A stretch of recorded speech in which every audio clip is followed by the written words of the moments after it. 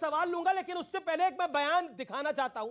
वो बयान जरूर देख लेना चाहिए और आप सबको जरूर पढ़ना चाहिए वो बयान, क्योंकि वो किसी और चैनल पर दिया गया बयान है जिसके ऊपर बड़ा जबरदस्त रिएक्शन आ रहा है बीते कुछ दिनों से।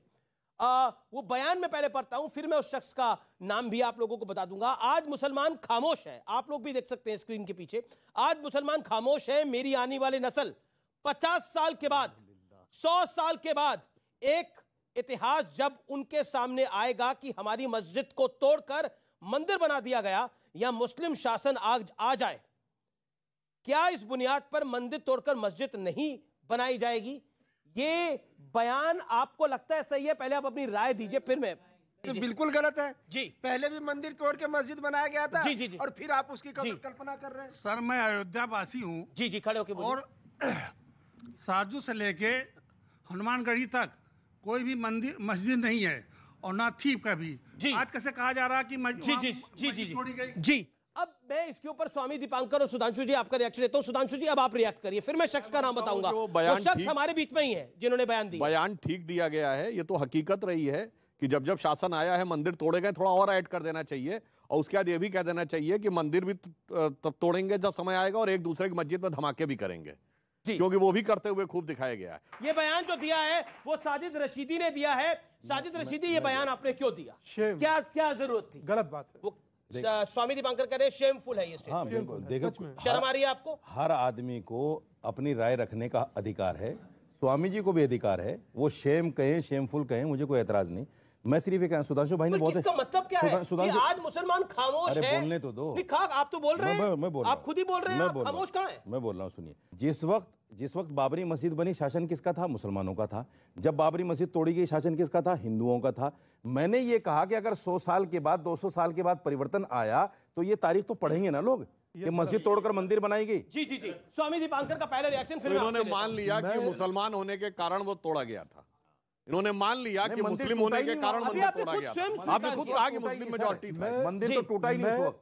इसके कड़े शब्दों में निंदा विंदा जैसी अजीब चीज नहीं। मुझे आज दुख हो रहा है रशीदी जी, आपने ये बयान दिया और मैं आपके साथ बैठा हूं। आप जैसा व्यक्ति बयान दे और समूचे मुसलमान अपना सर झुकाए, आप ऐसा बयान देते हैं। रोचक क्या है जानते हैं? पहला ऐसा व्यक्ति देखा, कोई आवश्यकता नहीं है इनकी बात पर हंस रहा हूं। आप ये देखिए कि ये बयान और उसके बाद हंसी और 200 साल के बाद की कुंडली, वर्तमान परिस्थिति देखिए। आप धमकी दीजिए। वर्तमान की ये धमकी है, आप धमकी दीजिए ना, ये इनके लिए तनाव है। और सुनिए सर, क्या आप हंस रहे हैं? और सुनिए सर, अभी तो शुरुआत है सर। मुसलमान को हंसते हुए देखना नहीं चाहते? नहीं, मुसलमान देखना ही नहीं चाहते। मुसलमान से दिक्कत नहीं, दिक्कत इस सोच से है रशीदी भाई, कि मुसलमान हंसे, इस सोच से है। समझ रहे हैं? लाइन कहना चाहूंगा कि नाकाम हसरतों का जनाजा लिए नफरत के ख्याली पुलाव पकाने वालों से मैं कहना चाहता हूं, गुजरा हुआ जमाना आता नहीं दोबारा। हाफिज सईद तुम्हारा 100 साल के बाद भी वही। जी जी, अंसार के बाद भी यही शेर पढ़ा जाएगा। आपका रिएक्शन इसके ऊपर सुनिए क्या करेगा। ये सुनिए क्या करेगा, जमाना आता नहीं 100 साल बाद ये फिर शेर पढ़ा जाएगा और आगे बढ़ जाएंगे, फिर पढ़ा जाएगा। आप कह रहे हैं 100 साल बाद ये फिर शेर पढ़ा जाएगा, शेर पढ़ा जाएगा। ये इंटेंशन है आपकी, ये बड़ी गलत बात। ओके ओके, अंसार साहब आपका रिएक्शन। मैं जो आदमी, जिस शख्स ने, वो एक जिम्मेदार आदमी है, उन्होंने बयान दिया है, तो मुझे लग रहा है कि मेरी जबान से ज्यादा उनकी जबान से अच्छा लगेगा।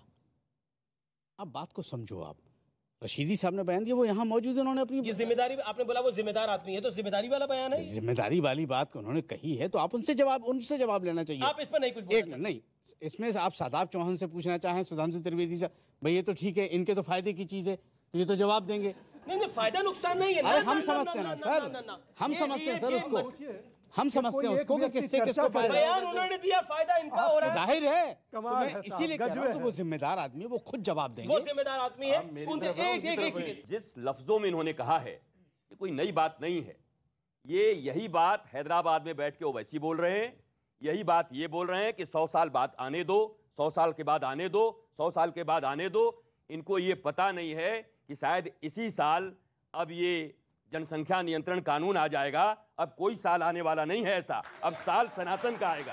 अच्छा, मुसलमान नहीं बचेगा, अब साल भारत का आएगा, साल भारत का होगा, सनातन का होगा, नहीं, अगर आनंद का होगा, प्रेम का होगा, अगर कुटुंबकम का होगा, नफरत का नहीं होगा। किसी ने ये नहीं बोला, इसका मतलब यही हुआ। नहीं, नफरत का नहीं होगा, प्रेम का। शदाब चौहान लंबे इंतजार करते हैं, बयान सवाल भी ऑडियंस आपके ऐसे बयान होंगे मैंने सोचा नहीं था। जनसंख्या नियंत्रण कानून से मेरा क्या मतलब है भाई? और आप क्यों चिढ़ रहे हैं फिर? मैं तो नहीं, अगर मैं बोलूंगा सुनिए ये कानून क्यों चिढ़ रहे हो फिर आप? लाइए कानून। अगर आपका कोई मतलब नहीं है क्यों चिढ़ रहे हो फिर आप? ये लाइए कानून। आप बता दिया आपने। महाराज जी ने एक बहुत बड़ी बात कही। एक सेकंड शादाब चौहान, महाराज जी ने बड़ी बात कही कि इस साल जनसंख्या नियंत्रण कानून आने वाला है। जी। जो बात सुधांशु जी को नहीं पता, जो पार्टी के प्रवक्ता है रूलिंग पार्टी के, वो महाराज जी को पता है, जो इस बात को संदेशित करता है। मैं इस देश का साधु हूं, वो आधार पे बोल सकते और मैं सुन लीजिए, इसका मतलब ये है कि भारत सरकार जो फैसले लेगी वो स्वतंत्र रूप से चर्चा करके देश हित की बजाय कोई अगर व्यक्ति बोल देगा उसकी बुनियाद पे लेगी। इनको कैसे मालूम है? क्या आपको ये मालूम नहीं? जो सादी प्रज्ञा ने बोला है उसका भी फेवर करेंगे फिर तो ये। दूसरी चीज ये है, मुझसे सवाल पूछा गया, अमीश जी सवाल मुझसे पूछा गया, का मतलब ये हो जाएगा, सवाल मुझसे पूछा गया है। Let me complete. Bharatiya Janata party ने जितने भी वादा किए, मैं भारतीय जनता पार्टी का सदस्य नहीं हूं, उन्होंने धारा 370 कहा, धारा 370 हटाया, राम मंदिर बनाने को कहा, राम मंदिर बनाई। उन्होंने ये भी कहा है कि कहीं ना कहीं जनसंख्या नियंत्रण कानून की जरूरी है, सामान्य नागरिक संहिता कानून की जरूरत है। मैं विश्वास करता हूं कि प्रधानमंत्री मोदी जी और उनकी पार्टी इस काम को करेगी। सुप्रीम कोर्ट और मंदिर के बारे में बता रहे थे सर, मंदिर मस्जिद तो हर सरकार का मुद्दा रहा है और सुप्रीम कोर्ट कांग्रेस के टाइम भी था और अभी भी है। तो अगर सुप्रीम कोर्ट किसी भी मुद्दे को कानून में रह के फैसला ले रही है तो आपको क्या दिक्कत है इस चीज? ये बड़ा इंपॉर्टेंट बात है। अगर कोर्ट फैसला ले रही है तो फिर क्या दिक्कत है? क्योंकि अभी पीछे बात हुई कि काशी और मथुरा की भी बात होने लग गई है, कोर्ट में जा रहे हैं। कोई ये तो नहीं, जबरदस्ती तो किसी से कोई छीन नहीं सकता इस देश के अंदर। थोड़ी जबरदस्ती गई थी बाबरी मस्जिद। मोहतरमा, हमारे देश का एक संविधान है। मैडम जवाब सुनिए। एविडेंस नहीं है मैडम, एविडेंस नहीं है मैडम, एविडेंस नहीं है। आर्कियोलॉजिकल सर्वे ऑफ इंडिया के पास, अरे जवाब तो सुनिए। आर्कियोलॉजिकल सर्वे ऑफ इंडिया के पास एविडेंस सच है। इन्होंने जो बोला कि कोर्ट ने कहा कि 500 साल पहले वहां पर कोई तोड़ा गया था, इसका आर्कियोलॉजिकल एविडेंस नहीं, क्योंकि सच है 1992 में वहां पे कोई ढांचा था, इसका कोई आर्कियोलॉजिकल एविडेंस नहीं, सिर्फ डॉक्यूमेंट्री एविडेंस है। डॉक्यूमेंट्री एविडेंस है, कोई आर्कियोलॉजिकल एविडेंस नहीं है। इसलिए मैं कहना चाह रहा हूं, आपसे ये उम्मीद नहीं। ये तो बहुत बड़ा बयान दे दिया आपने। गैर जिम्मेदार ये तो बहुत बड़ा बयान दे दिया आपने। मस्जिद का वीडियो अप्रूव है, अगर डॉक्यूमेंट्री एविडेंस को आप डिनाई कर दें, कुछ भी नहीं। एक साइड से बोले ना, शदाब बोल रहे हैं। अरे भाई मेरी बात तो सुनिए, मैं वही कह रहा हूं, डॉक्यूमेंट्री एविडेंस है, आर्कियोलॉजिकल एविडेंस नहीं है। अगर 100-200 साल बाद ये डॉक्यूमेंट्री एविडेंस है, आप कहेंगे आर्कियोलॉजिकल नहीं है।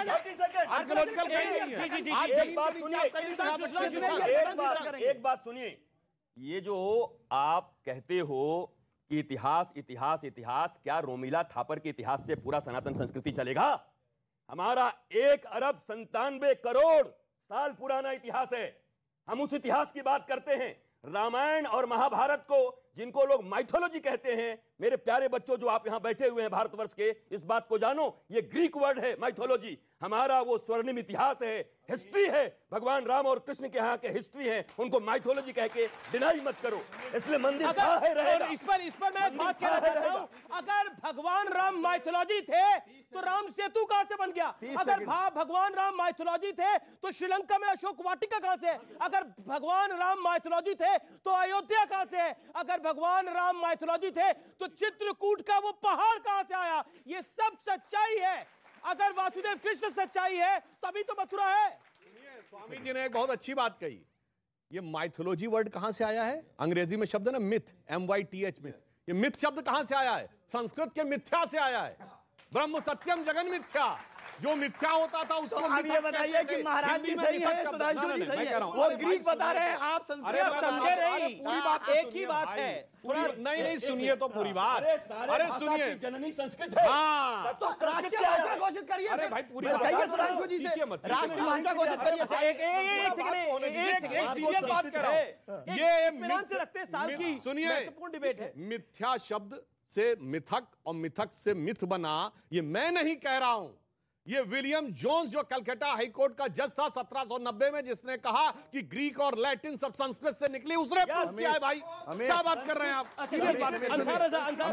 एक अभी बोला गया, अभी बड़ी महत्वपूर्ण बात बोली गई और अभी बोला गया कि संस्कृत को राष्ट्रीय भाषा घोषित कर दीजिए। तो आप प्रस्ताव तो डॉक्टर अंबेडकर आप अपनी पार्टी से प्रस्ताव पारित कराइए कि संस्कृत को राष्ट्रीय भाषा घोषित कर दिया जाए, तो कर देंगे, तो कर बीजेपी कर देगी। अगर कर देंगे तो बोलेंगे देखिए एक ही धर्म की बात हो रही है, नहीं कर रहे तो करो। आप बार बार इनको चैलेंज करते हैं। पिछले साल 2018-19 में आप लोग चैलेंज करते थे राम मंदिर बना के दिखाओ, राम मंदिर बना के दिखाओ, 370 हटा के दिखाओ, 370 हटा के दिखाओ। कहिए क्या इन्होंने बनाया मंदिर? आप बोलिए, बुलवाइए। प्रवक्ता नहीं आप बीजेपी के, इन्होंने अदालत ने बनाया या बीजेपी ने बनाया? बताइए। नहीं बनाया, बताइए बीजेपी कानून लेकर वापस लीजिए, बोलिए अपने शब्द वापस ले लीजिए आप। बीजेपी ने नहीं बनाया मंदिर। चाहे राम मंदिर हो, चाहे महाकाल, सहयोग होता है सब कुछ, सब कुछ सहयोग की बात है। मानो तो सहयोग, नहीं तो प्रयोग मान लो। ये आपके ऊपर है, इच्छा आपकी है। आप जो भी अमीश, जनता की आवाज होती है। मैं एक बात कहता हूं, देखो इसको सनातनी भाषा में कहते हैं राम कृपा से सब हो रहा है।